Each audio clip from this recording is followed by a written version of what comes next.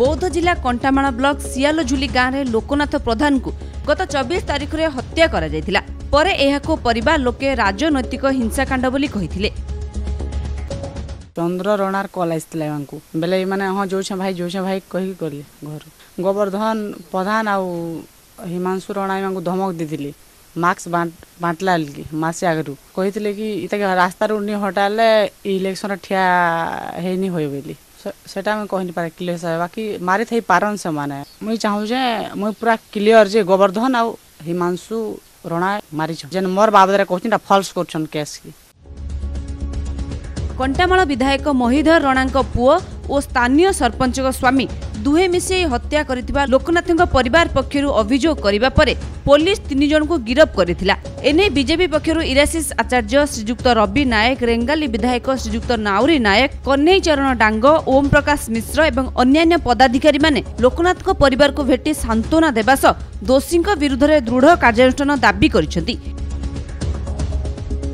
लोकनाथ प्रधान बापा से संतुष्ट नुहति बापा कहवा अनुसार गत 24 तारिख दिन जेभली भाव में जो एफआईआर लिखि नहीं से निजे स्पष्ट कहले से समय निजे आपण मैंने कहतु जड़े पुत्रर शव पड़ी थी एफआईआर देवाले गोटे बापार मानसिक किपट स्थित तेना से कौन से लेखाई से जानी ना से जगार कौन लेखाई ता भी जानी ना दस्खत कर निगला एवं ताकू आधार करी पुलिस जो आज जो सत्य उन्मोचन कर सत्य नुहे से पूरापूरी आहरी तदंत आवश्यकता अच्छी। ये हत्या पछरे अनेक रहस्य अच्छी से रहस्य को उन्मोचन करने भारतीय जनता पार्टी आगामी दिन में यहाँ आहरी उच्च स्तर तदंत दाबी कर दरकार पड़े आवश्यक पड़े आंदोलन कर। तेबे आगामी दिन में यह हत्याकांड पर्दाफाश नहेले आंदोलन कराजिवो बोली बीजेपी पक्षरु चेतावनी मध्य दिया जायछि।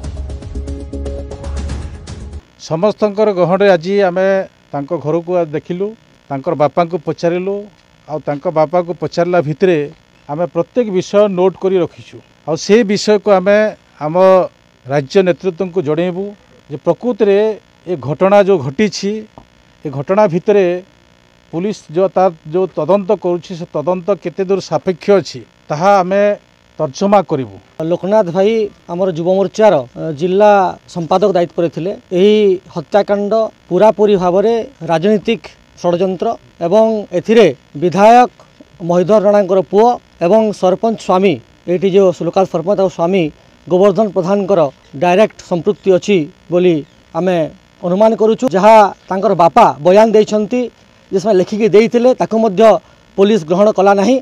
पुलिस तांकर बयान को मध्य रेकर्ड करिया पई प्रस्तुत हला नहीं, जहाँ अति दुखर विषय एवं एहार निश्चित भाव में उच्च स्तरीय तदंत पई आमे दाबी करिवु। बौद्धरू धीरेन प्रधान, कोणार्क न्यूज।